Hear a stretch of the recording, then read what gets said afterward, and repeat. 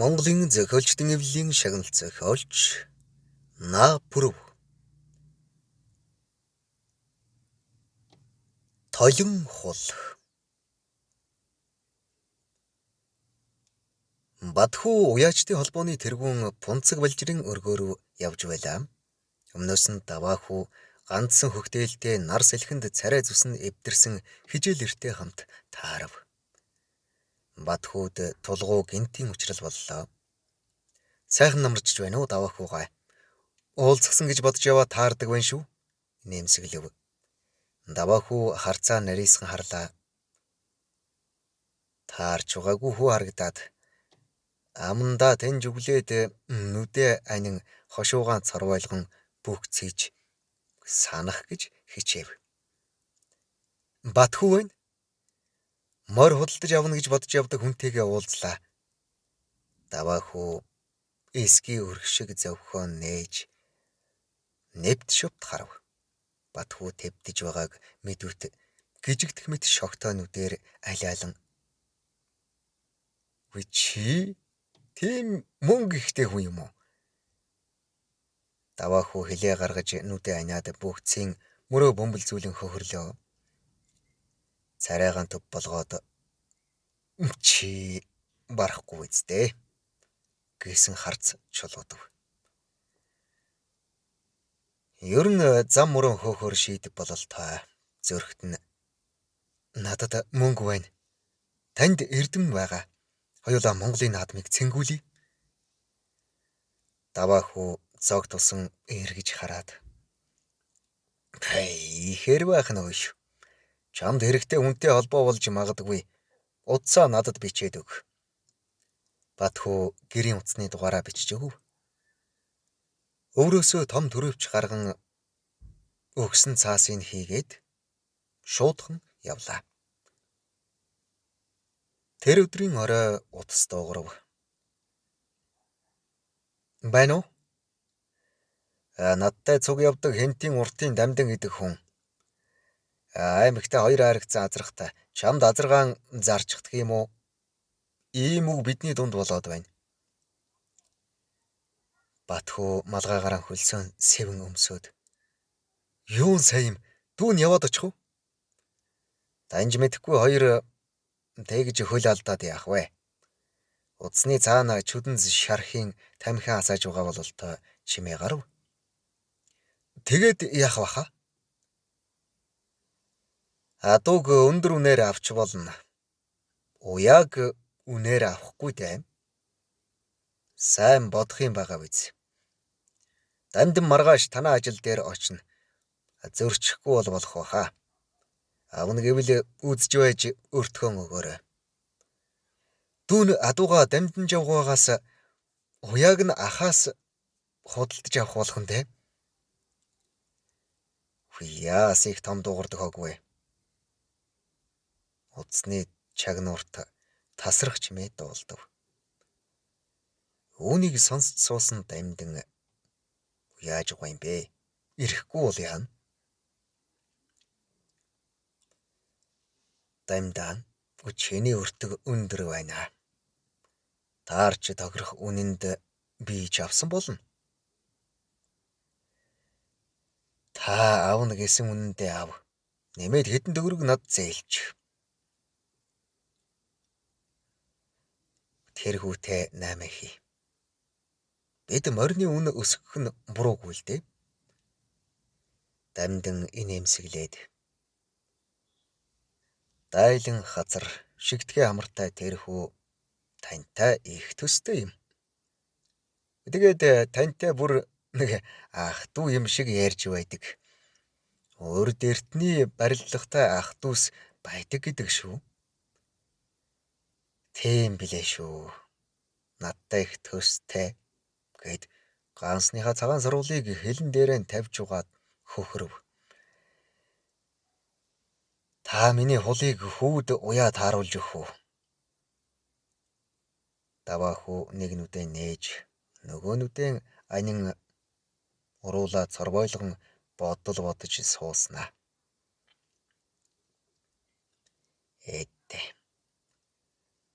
"Том санаатай хүү лээ. хулыг авсан өртөгтэй хөлс тэнцэнэ гэвэл магадгүй юм. Уяа адуунаасаа үнэтэй байдгийг хүү биш ард түмэн мэдж байх юуны буруу?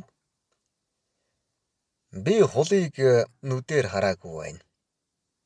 Яраач яах вэ? Амбуцч болно. Хул шийдэх байх та. Даваахуу тамхин асан хэд сорсноо. Адууг гадарлна. Хүнийг танихгүй. Гэд хоёр мөрөө бөмбөлзүүлэн нүдэ анин хөхөрлөө. Батхууг ажилдаа ирэхэд Дамданжав түүний хүлээгээ зогсож байв. Та сайхан амрав уу? Яасан эрт ирэв? Дамданжав хариу мэнд мэдв. Даваахуугаа морийг өндөр үнээр авч болно. Уяаг худалдаж авах хэцүү шүү дээ гэсэн. Хэлдэг үг. Чи тэгэхээр уяаг худалдаж авах нь байна шүү дээ. Хэлэх гэснээ хэлэх гэтэл утас тасалчлаа. Санснаа хэлхийн буруу гэж юу байх вэ? Тогтой газар уулзаад дахиад ярьж болно. Та хул азарга ямар үнэнд өгөх гэж байна? Азарган дээр 3 унаглахгүй өгнө. 1,200,000 зарна. Ааваас өөрцгүй хүнээс хүсснээ авах боллоо. Танд мөнгө чухал юм шиг байна гэд 1,200,000 төгрөг ширээн дээр гаргаж тавиад таны мөнгө тоолоод ав. Таньж мэдхгүй хүнд ийм их мөнгөө зүгээр л өгдөг. Хар буруу санаагүй яасан буянтай хөвөө. Ингэж Гилан чинь сансангүй. Дээр нь өнөө жил улсын наадамд 9-т хурдалсан хонгор дагаа нэмж өгье гэд Дамданжавыг баяр хөөртэй буцснаас хойш хэлж мэггүй хэдэн сар болов. Адуу яах вэ жилдээ байж байна биз гэж Батхуу бодсон байв. Утас дуугарлаа. Даваахуу утсаар Батхуутай мэд мэдээд чи яаж байгаа нөхөр вэ? Үн өртгөн бөөнөр нөгдөг ямар учир байна? Зээл 130 бэлд. Хоёулаа баян хутаг орж азаргаа үзье. Санаанд багтвал нутаг ойртуулахаас гэд утсаан тасалчихлаа. Товлсон өдөр будган үнэрсэн цоошин зээл 130 машинд шинэ банзаар өндөрлөгөө хийгээд унчихсан Батхуу Даваахуугинд давхин ирлээ. Шин дэрэг аваа юу гэд Батхуу руу харлаа. Цаашдаа хоёулаа энэ машинаар адуу зөөндөө гэд Батхуу инээлээ. Тэр хоёрын царай зүс сэтгэлийн өнгө усных шиг адил санагдахад эхнэр нь ийм сайхан хөө бид хоёрт хүрээд ирдэг юм байгаа юм гэд нүдийн нулимс бүтээлээ. Даваахуу Батхуу хоёр андуурхаар адил дотн харагдаж байв. Тэд хэнтийн баян хутаг орж Дамданжавынд очлоо. Адуугаан Даваахуу үзэж Батхуу мөн харж зогсов. Та нар над харвалгүй авч өгөлдсөн улс байх юм. Батхууг л бодохоор ирлээ гэж Даваахуу хэлв. Хулын дэргэд тамхиан татаад суугаад байх юм. Очиж үзэж шинжсэнгүй. Батхуу хулынх байх гэж бодсон бололтой хомоол авч ирэн Даваахууд өгөв. Яах гэж байгаа юм? Хулын хомоол байх. Адууг хомоол орон танд хүн гараад ирлээ. Даваахуу тамхиа асаав. Бодол нь ганцны толгойд улалцж байх шиг тамхиан баагуулав. Дамданжавын царайд арга мухардсан шинж Батхуугийн царайд авъя гэсэн яаруу сэтгэл тодорсон байв. Даваахуу үг хэлсэнгүй. Тэнгэрийн хаяа руу нүдний зовхон нарийсхан хэсэг харж суулаа.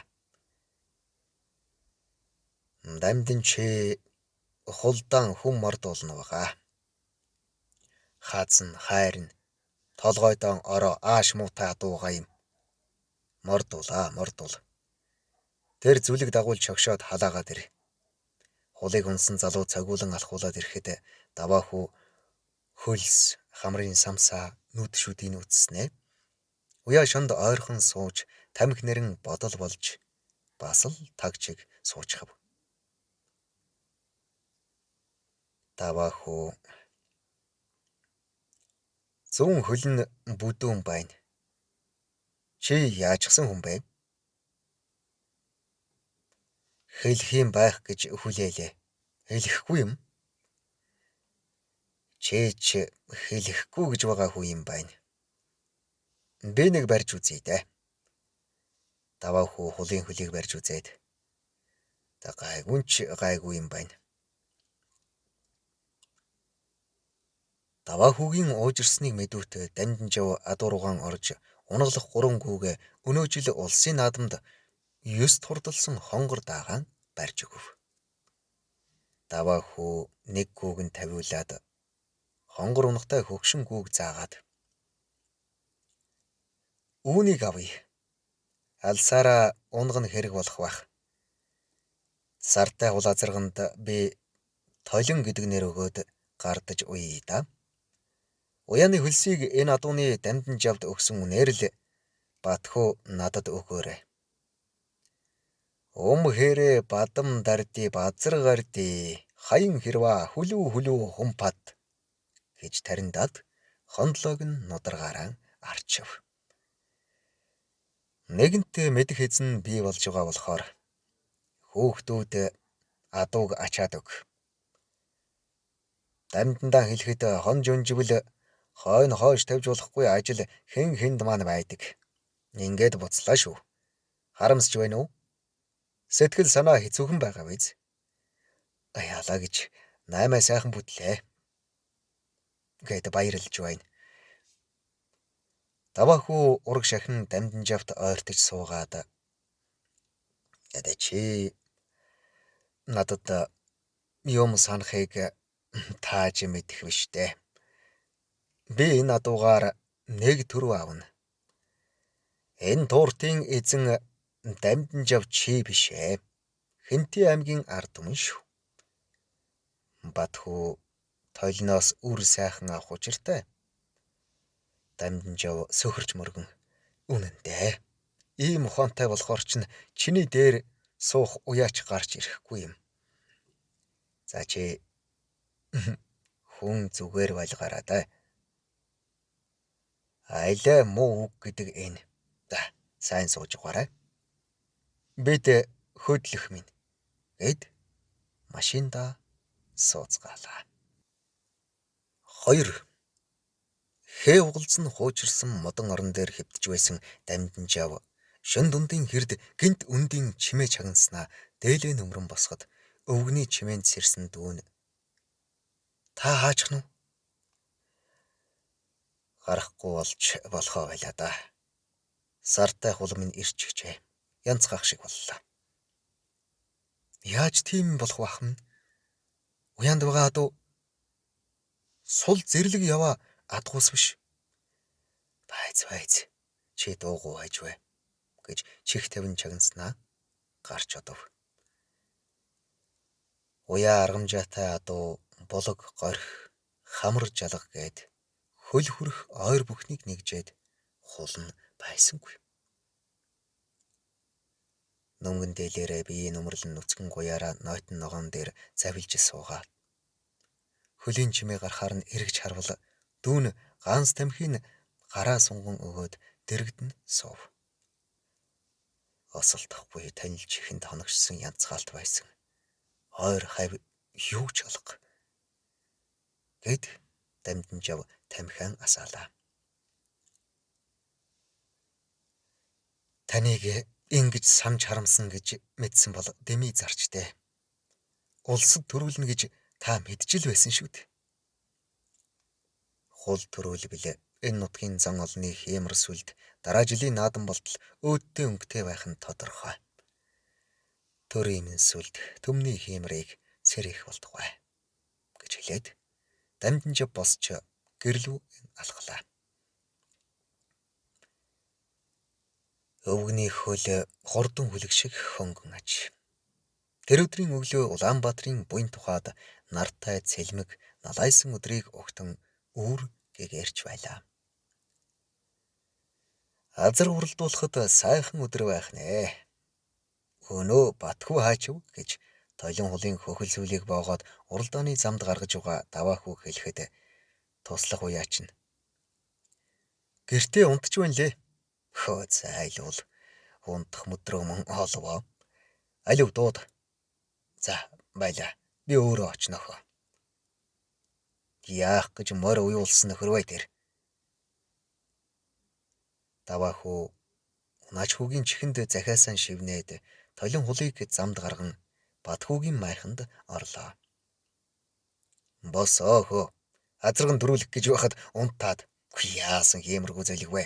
Түргэл дайл хувцсан өмс гэж яаруулан Батхүүгийн шар УАЗ 469 машинд сууцгаан айдсын хүр дээр ирлээ. 700 гаруй азарга хуаргнаад л тойрч байна. Даваахүү гарч байгаа азаргыг хэсэг харснаа. Толиг дийлэх адуу энэ дотор алгаа. Хямартай өдөр байх нь гэд хөлөө гоцолцуулн нүдээ анж инээд алдаад баяр хөөртэй. Батхүүгийн зүрх хөндүрлэн төрүүлнэ гэсэн итгэлгүй хിവэр. Энэ олон адууг хэдхэн хоромд хараад мэдчихдэг. Тэгэд бас уяаг нь багцаалчихна гэж санаанд багтахгүй байлаа. Харин нэгдүүдээ станц бариулаад өлзий торооллын урд орхисон байв. Удаж дүүн. Толин хул долоогоор айдас руу өгслөө гэж байна шүү. Ухс хийгээл машиндаа сууцгаав. Алдар толгой ороогоод хул магнаалин ирж явна. Цагдаагийн хамгаалалттай туллаа. Даваахүү гიშгээд өг гэж байна. Батхүү том улаан дээлтэй цээжээ гаргаж гараа савчуулаад л холдооч та нар азарга төрүүлэх гэж байхад нэг цагдааг дайрч хашахан давхилаа. Хул азарга төрүүллээ. Даваахүү одоо үндэсний телевиз ерөнхийлөгч уяан дээр ирнэ. Ярилцлага авна. Миний нэр усыг хилээд яах вэ? Хентийн Баян хотгийн уртын Дамжинжуугаан унган адуу гэдгийг л хэлээрээ. Алт шиг ухаантай хата баярлаа. Та мэддэг хүн байна шүү дээ. Төрүүлнэ гэдэл байсан. Морь төрүүлнэ гэдэг авсан уйсан хоёр баяр биш. Унсан газар уул усных нь наашлуулж хэлэхэд наадам үтсэн хүний баяр байдаг юм аа. Ингэн гэдгийг чинь мэдээд чамайг би гэр тусдаан байр гэсэн юм. Гэд сүрхий бараан царайлан тамхиан нэрж суув. Уучлаарай ах минь. Дүүн Батхүүгийн хул азрах төрүүллээ гэж албан ёсоор хэлснээс хойш хөл толгойгүй бөөн баяр. Хизээ тань шиг даруй төвшин төрөв болох юм бүү мэд.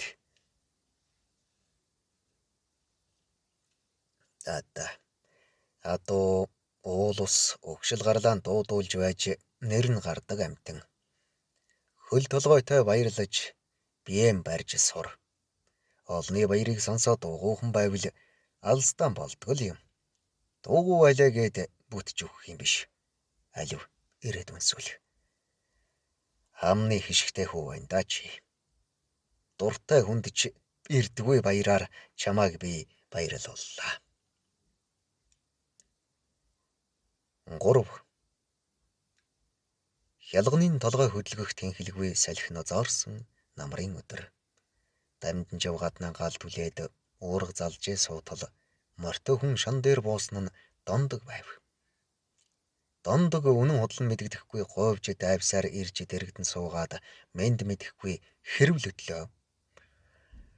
Танаас болж би согтуу хөл дээр өлгөөтэй ногоон толгой энэ намарчин ажиллаан алдлаа. Ганц би биш. Ус нутгаараа уйлдаг нүдтэй уудаг амтай бүгд нойтон нүүрлэж байгааг та мэддэг хүн үү? Мэддэггүй хүн үү? Та бас ямар сайхан үлгийм зарах гээд уурга сунгаж суунав. Барагтайхан байгаараач. Зарж байгаа адуу чинь чиний буян мөн үү? Мөн. Тэгтээ энэ гол усандаа байх ёстой хөрөнгө юм шүү. Усан толгой би унждгаараа өвс таринтах ухаантай байгаа дээрээ мордож өөр айлд бууй. Магадгүй чи манийгаач зарчих юм билүү гэд босож шон руу алхахтаа солбиж гуйвсангүй мордоод дараагийн айл руу давхин одов. Дамжин чавараас нь хэсэг харц суухтаа хэлэх гэж ирснээс арх уух гэж яваа хүн биш байна. Хөөрхөдөө муу дондог минь гэж бодон мөр ташуулан алсын зам руу хартал хол тасарсан адуу шиг машин тэдний ихнийг чиглэн тоосондоо хөөгдөн айсвэ. Машинаас давааху батху хоёр бууж ирлээ. Тэр өдрийн оройноос эхлэн хэдэн өдөр давааху батху хоёулаа толин хулд зориулсан найрыг өргөн дэлгэр хийж баян хутгийнхан батхутай танилцж ирсэн хүн бүхэн гарын бэлэгтэй харьцгаав. Дамжинжавд Эрдэнтийн хевсний үйлдвэрт нэгсэн гэрийн шал бүтэн бүрдэг хевс. Ах дүү нарт нь том жижиг хевснүүдийг батху бэлгэлэв. Унган адуу нь төр төрүүлсэн Дамжинжав баярлсан сэтгэлэн ил гаргаж Батхуны дүмбэн гэдэг хурдан адууны төл шарга даага бэлгэлэв.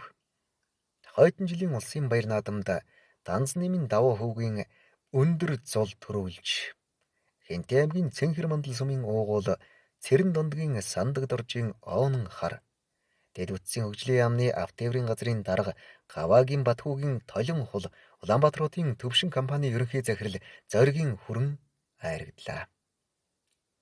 Толин хул 1998 оны их хурд анх дугаар уралдаанд айрагдав. 2002 онд толин хул дуу гарснаас хойш Монгол наадмын сүлд дуу болон ихшгэл сайр байна. Намын талс тамтлагийн Миний Монголын наадам дуунд толин хулын хазаарыг аваад сэтэрлэж байгаа зураг тавигдсан. 2020 онд Монгол улсын ерөнхийлөгчийн зарилгаар толин хул дуунд төрийн шагнал олгогдлоо. Толин хулын төл шунхлай үйлдвэрийн адуунууд улс аймаг бүсийн наадмын айраг төрөг авсаар байна. Толин хул 11 настай Батхуд ирж 23 насалжээ. Өвөрхангай аймгийн Хужирт сумын сээлбэрчин ерөөлтийн урлсан 120 см өндөр сээлбэр түүний дүрийг мөнхлөн үлдсэн байна. Толин хул газар үнэрлэн омгшихад толгод хот хойно. Хазаар даран тэмүүлэхэд дэлхий атирна. Зурхаа эргэж гарахад наран сугарна. Зуныг элдэж хурдлахад дээл сэмэрнэ. Толин хулын тоосонд хэмэр зүггүй наадам. Торгон жолоо өргөхөд нулимс тогтохгүй наадам. Толин хулын төвргөөнд тугаа өргсөн Монголоо. Энэ шүлгийг Гаваагийн Батху толиндоо зориулж зохиосон юм. Монгол төрийн наадмын алтан шар зурхайд толин хул азаргаан төрүүлүүлж уяачин замлаа эхлүүлсэн шунхлай удмын адууг үндэслүүлэгч Тодмонлай Гаваагийн Батху уяач төрийн наадамд дээд 3 насны морь төрүүлэгсэн ховорхон амжилтын эзэн 1996 онд толин хул азаргаан 2005 онд Балалаг соёолонгоо 2006 онд хонгор моройн төрүүлгэн төр түмнэн цэнгүүлсэн түүний хөдөлмөр зүтгэлийг үнэлж 1999 онд улсын алдарт уяач 2006 онд Манлай уяач 2012 онд Тодмонлай уяач цолоор тус шагнасан билээ.